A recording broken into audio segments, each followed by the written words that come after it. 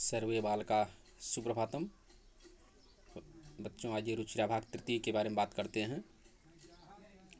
प्रथमा पाठ सुभाषितानि। जैसा कि हमने आप लोगों को बता दिया है, सुभाषितानि का शाब्दिक अर्थ है सुंदर वचन या सुंदर वाणी। पहला श्लोक देते हैं।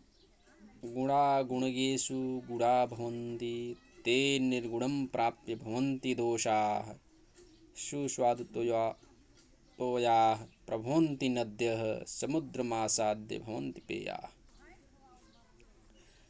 सबसे पहले क्या देखते हैं हम? श्लोक। फिर उसके बाद क्या देखते हैं? संदर्भ। संदर्भ कैसे? जैसे हिंदी का प्रस्तुत पद्यांश हमारी पाठ्य पुस्तक रुचिरा भाग तृतीय के सुभाषितान नामक पाठ से लिया गया है। अब क्या देखते हैं? अब इसका देखते हैं संदर्भ के बाद प्रसंग। प्रसंग क्या है? प्रसंग का अर्थ होता है यानी कवि क्या कहना चाह रहा है इस श्लोक में। कवि ये बताना चाहता है संगत में गुण विकसित होते हैं, संगति में ही गुण का विकास होता है, लेकिन तो कुसंगति में नहीं। गुण अगर संगत में पड़ता है, अच्छे आदमी के साथ पड़ता है तो उसका विकास होता है, और गलत आदमी के साथ कुसंगत में पड़ता है तो विकास उसका नहीं होता। आइए देखते हैं। अब आइए हिंदी अनुवाद देखते हैं। गुणा गुणगेषु गुणा भवन्ति। गुण अगर गुणवान व्यक्ति में होते हैं, गुण अगर गुणवान व्यक्ति में होते हैं तो वे महान बन जाते हैं। वही गुण महान बन जाते हैं। गुण अगर गुणवान व्यक्तियों में हो जाते हैं तो वही गुण महान बन जाते हैं। तेर निर्गुणम प्राप्य भवन्ति दोषाः। ते वे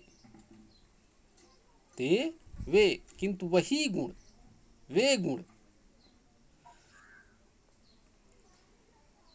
दुष्ट व्यक्ति के अंदर हो जाते हैं, गुणहीन व्यक्ति के अंदर अगर होते हैं, कोपा के अंदर हो जाते हैं तो दोष बन जाते हैं, यानी विकार हो जाते हैं। वही गुण दोष बन जाते हैं। जैसे नदियां सुस्वादुतया प्रभवन्ति नद्यः, जैसे नदियां स्वादिष्ट जल से युक्त ही निकलती हैं।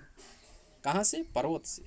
नदियां पर्वत से स्वादिष्ट जल युक्त होकर ही निकलती हैं, लेकिन समुद्र मासाद्य भवन्ति पेयाः। समुद्र तक पहुंचकर वे पीने योग्य नहीं रहती हैं। कौन? नदियां। वही नदियां जो पर्वत से निकलती हैं वो मीठे पानी को लेकर निकलती हैं, लेकिन समुद्र में पहुंचकर वो पीने योग्य नहीं रहती हैं। फिर से बात देते हैं। गुण अगर गुणवान व्यक्ति में आते हैं, गुणवान व्यक्ति में होते हैं गुण, तो वे गुण महान बन जाते हैं। किंतु वही गुण अगर गुणहीन व्यक्ति में हो जाते हैं तो वे गुण उस व्यक्ति के दोष बन जाते हैं। उसी प्रकार जैसे नदियां स्वादिष्ट जल से युक्त होकर पर्वत से निकलती हैं, किंतु समुद्र में पहुंचकर पीने योग्य नहीं रहती। समुद्र तक पहुंचने के बाद वो पीने योग्य नहीं रहती, क्योंकि समुद्र का जल खारा होता है, वह भी खारा हो जाती है।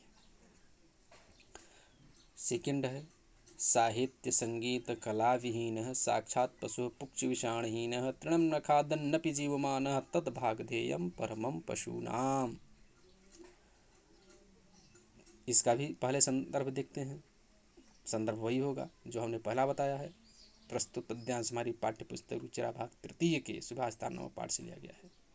अब प्रसंग को देखते हैं। ये इसमें साहित्य संगीत में अभिरुचि रखने तथा कलाओं में निपुण व्यक्ति को ही महान माना गया है। जो साहित्य संगीत में निपुण हो या उसमें रुचि रखे, उसी व्यक्ति को महान माना गया है। क्या कह रहा है? साहित्य संगीत कला विहीन। साहित्य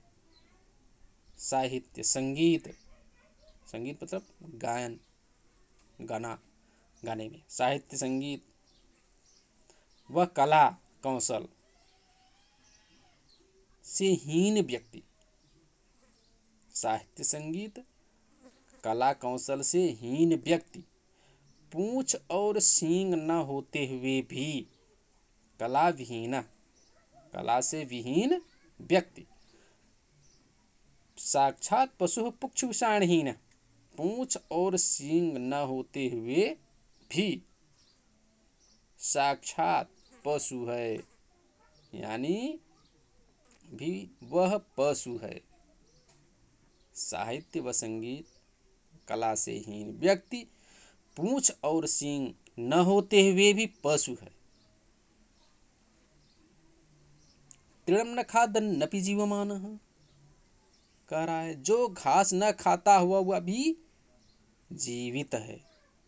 जो घास तृणं न खादन्नपि, तृण मतलब घास, न नहीं, खादन खाते हुए भी जीवमान, वह जीव जीवित है, वह व्यक्ति जीवित है। घास को न खाता हुआ भी वह व्यक्ति जीवित है। तद्भागधेयं परमं पशूनाम, वह तो उन असभ्य पशु समान पशुओं का परम सौभाग्य है। वह तो उन पशुओं का परम सौभाग्य है कि वह मनुष्य घास फूस न खाकर अपितु स्वादिष्ट व्यंजन खाते हुए भी वह क्या है? पशु है। स्वादिष्ट व्यंजन खाकर भी वह क्या है? पशु है। फिर देख लेते हैं। साहित्य संगीत कला विहीन साक्षात पशु पुष्पाणीन तृणं न खादन्नपि जीवमान तद्भागधेयं परमं पशूनाम। साहित्य संगीत व कला से हीन व्यक्ति पूंछ और सींग न होते हुए भी पशु है। जो घास न खाता हुआ भी जीवित है, वह तो तृण न खादन्नपि जीवमान, यानी तृण मतलब घास न खाता हुआ भी वह जीव जीवित है। तद्भागधेयं परमं पशूनाम, वह तो पशुओं के परम सौभाग्य, महान सौभाग्य की बात है।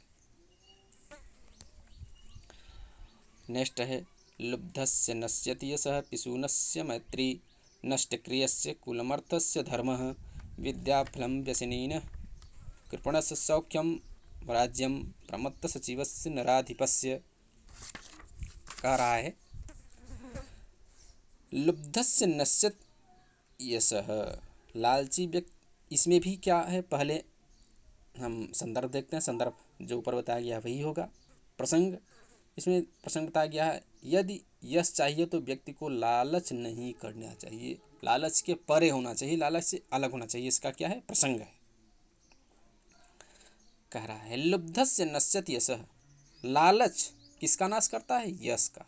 लालच यश का नाश कर देता है। पिशूनस्य मैत्री, और चुगलखोर की क्या नाश हो जाती है? चुगलखोर की दोस्ती नष्ट हो जाती है। पिशूनस्य मैत्री, मैत्री मतलब मित्रता, चुगलखोर की दोस्ती यानी मित्रता नष्ट हो जाती है। नष्ट क्रियस्य कुल मर्थ परस्य धर्मः, कर्महीन का कुल नष्ट क्रियस्य कुलमर्थ धर्मः, यानी कर्महीन का कुल, धन को अधिक महत्व देने वाले का धर्म। कुल मर्थ परस्य, यानी कुल किसका नष्ट हो जाता है? कर्महीन का कुल नष्ट हो जाता है, जो कर्म नहीं करता, कर्महीन होता है। और धन को अधिक महत्व देने वाले का धर्म नष्ट हो जाता है।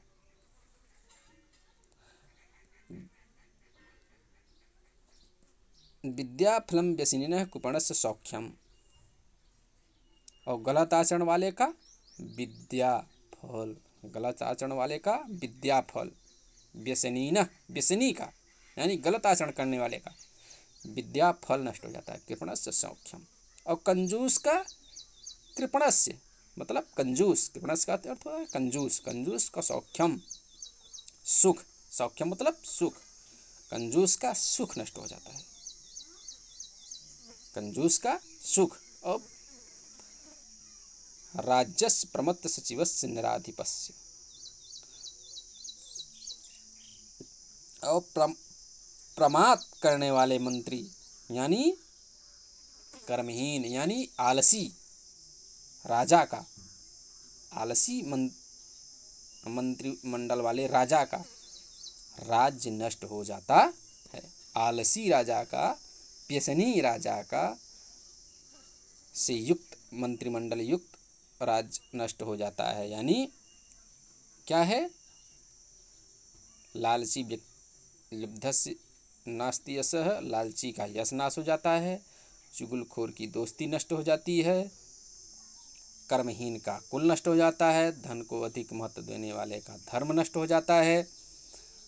और गलत आचरण करने वाले का विद्या फल नष्ट हो जाता है। व्यसनिनः कृपणस्य सौख्यम, और कंजूस का सुख, और प्रमात्र करने वाले मंत्री युक्त राजा का राज्य नष्ट हो जाता है।